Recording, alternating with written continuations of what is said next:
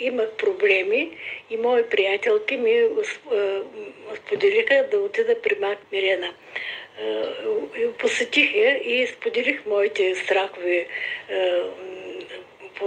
След смъртта на моя мъж имах такава страхова невроза и споделих за тези мои страхове.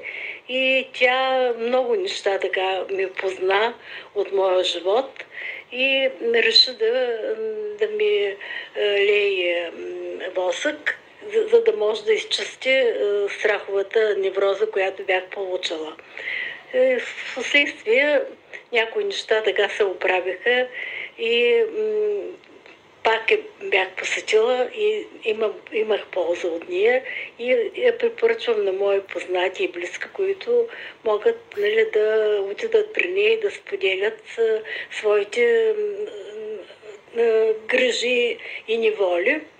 И винаги, когато вече имам такива проблеми около децата, около внуците си, правнуците си, споделям с нея и тя винаги ми е била така, съответно при мен ми е помагала.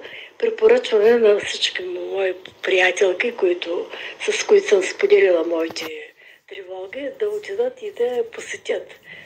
Доста неща може да помогне и да познава от живота на човека. Благодаря и много и винаги ще я търся, когато имам проблеми.